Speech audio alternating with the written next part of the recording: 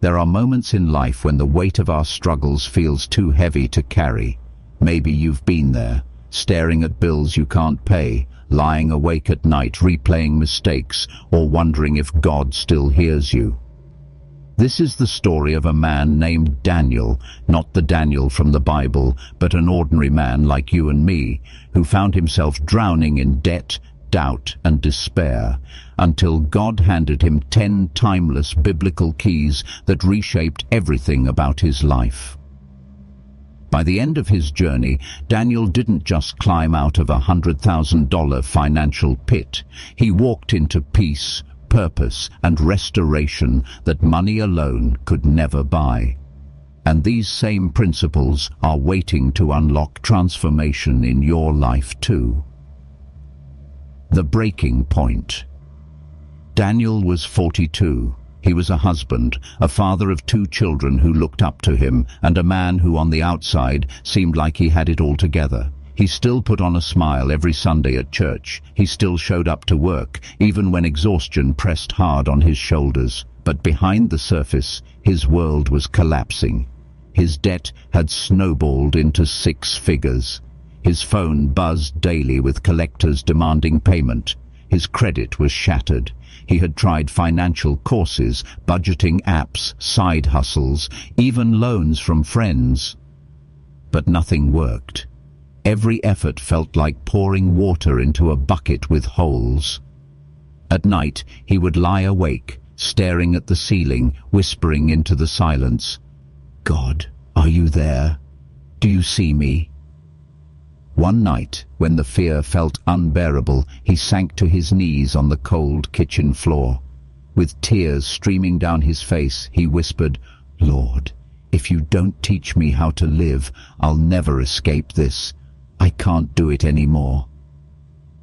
That was the moment everything began to shift. God didn't drop money into Daniel's account. Instead, he gave him something far greater: revelation. 10 spiritual keys straight from his word, not just to repair Daniel's finances, but to rebuild his soul. And today, I want to walk you through each of these keys, because the same truths that changed Daniel's life could be the very keys God is waiting to use in yours. Key 1. Put God first. Even when it feels impossible. For years, Daniel told himself he'd start giving to God once he had enough. But he never did. Giving always came last, whatever crumbs were left over after bills, debts, and emergencies. Then he stumbled upon Proverbs 3:9-10. Honor the Lord with your wealth, with the first fruits of all your crops. Then your barns will be filled to overflowing, and your vats will brim over with new wine. He realized something painful but freeing. God doesn't ask for leftovers. He asks for the first portion, not because he needs our money, but because he wants our trust. That week, Daniel did something that terrified him. Out of the little paycheck he had left, he set aside the first 10% as an act of obedience. To the natural eye, it made no sense. But in the spiritual realm, something shifted. Within days, unexpected doors cracked open. A late invoice finally got paid. A past client reached out with work. The numbers didn't suddenly explode, but the atmosphere around his life changed. God was honoring the faith Daniel had placed in him first. Lesson: when you honor God before your budget, you invite his blessing into every corner of your life. Key 2. Tear down the idol of money. Daniel never thought he worshipped money, but then he read Matthew 6:24. No one can serve 2 masters. You cannot serve both God and money. It hit him like lightning. Money wasn't just a tool for him. It had become his source of safety, identity, and even fear. When his bank account was full, he felt secure. When it was empty, he felt worthless. That realization broke him. He repented, not just for Finn, Ancient mistakes, but for letting money sit on the throne of his heart, and the chains began to loosen. Because debt isn't just about numbers, it's about what has power over your spirit. Lesson: until you dethrone money from your heart, it will control your decisions. Key 3. Speak life, not defeat. Every day, Daniel used to say things like, "I'm broke. I'll never get out of this. I'm drowning." His tongue was reinforcing his chains. Then he read Proverbs 18:21. The tongue has the power of life and death. He began to shift his words. Every morning he declared, "I am not a prisoner of debt. God supplies all my needs.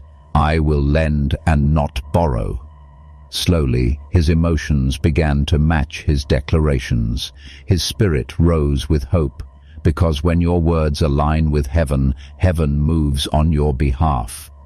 Lesson: your tongue can build your prison, or it can open the gates of freedom. Key 4. Walk with daily diligence. Daniel used to stare at his mountain of debt, frozen by the enormity of it. But one day he read Proverbs 13:11. Dishonest money dwindles away, but whoever gathers money little by little makes it grow. It clicked. He didn't need a sudden jackpot. He needed daily diligence. He created a budget. He cut unused subscriptions. He tracked every expense. He called creditors and negotiated small payments. Little by little, the mountain began to shrink. Lesson: God rarely delivers financial miracles in one day. He trains us through daily discipline. Key 5. Forgive financial wounds. Years earlier, a friend had borrowed $8,000 from Daniel and never repaid him. That betrayal festered in his soul like poison. One night in prayer, he felt God whisper, "You're holding someone captive, but it's you who isn't free." Matthew 6:12 rang in his mind. Forgive us our debts, as we also have forgiven our debtors. Through tears, Daniel released his anger. He let go of the demand for repayment, and when he forgave, a weight lifted, his sleep returned, his heart felt lighter.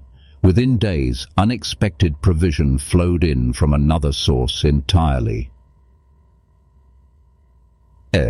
Lesson: forgiveness doesn't just heal your soul, it unblocks heaven's blessings. Key 6.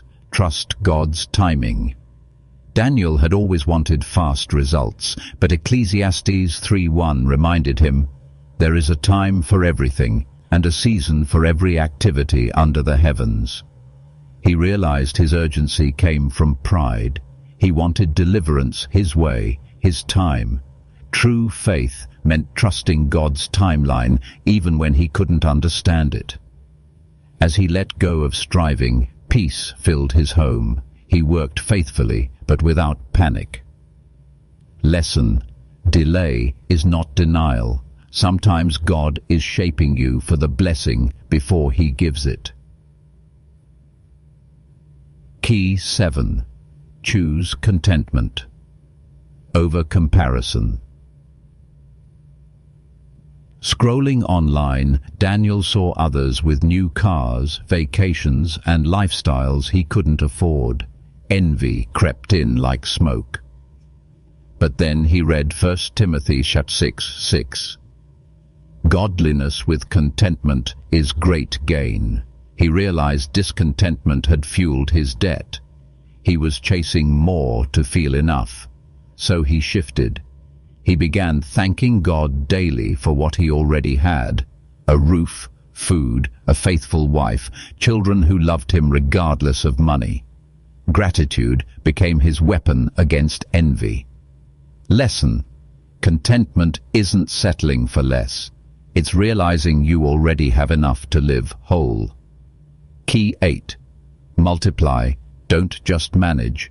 Daniel knew how to budget, but he never thought about multiplying. Then Matthew 25's parable of the talents confronted him. God hadn't given him gifts to bury in fear. He had given him skills to build something. Daniel remembered his long-ignored dream of helping businesses with messaging. Fear had kept it buried, but now faith resurrected it. He launched a small service. It didn't explode overnight, but slowly, faithfully, it grew. Lesson: you're not called just to survive. You're called to steward and multiply your God-given potential. Key 9. Pray for wisdom, not just provision. Daniel used to only pray, "Lord, please, so pay this bill." But James 1:5 shifted his prayers.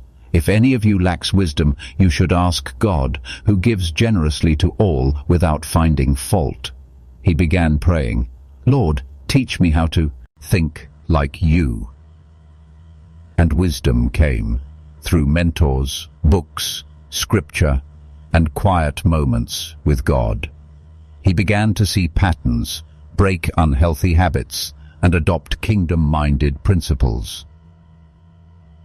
Lesson: money without wisdom will always vanish, but wisdom can create a harvest that lasts generations. Key 10. Believe in restoration. By now, Daniel had paid off most of his debt, but deep inside, he doubted he could recover the years he had lost to anxiety, strain, and missed opportunities. Then Joel 2:25 breathed life into him. "I will restore to you the years that the locust has eaten." Tears streamed as he realized, God isn't just the God who delivers. He's the God who restores. And slowly, restoration came. His marriage grew stronger. His children thrived. His business opened more doors than his old one ever had. Lesson: God doesn't just fix problems, He restores what was stolen. The transformation. 1 year after that night on the kitchen floor, Daniel was debt-free. Not because he won the lottery or someone rescued him, but because he walked with God step by step. He didn't just experience financial breakthrough, he experienced a spiritual transformation. Friend, this story isn't just about money, it's about trust, it's about surrender, it's about learning that God's word isn't just ancient text, it's alive, powerful, and practical. So I ask you, where do you need breakthrough? Maybe it's not financial debt, maybe it's emotional burdens, broken relationships, or spiritual exhaustion. The same God who walked Daniel out of bondage is ready to walk with you too. But it begins with surrender. Closing invitation. These 10 keys aren't quick fixes. They require faith, humility, and perseverance. But they work. Not because they're magical, but because they align with heaven. And when you align with the kingdom, the king takes responsibility for his children. Every morning, Daniel got back on his knees. He chose obedience daily. And now he stands not just restored, but transformed. Will you take these keys? Will you dare to open the door? Because if God did it for Daniel, He can do it for you.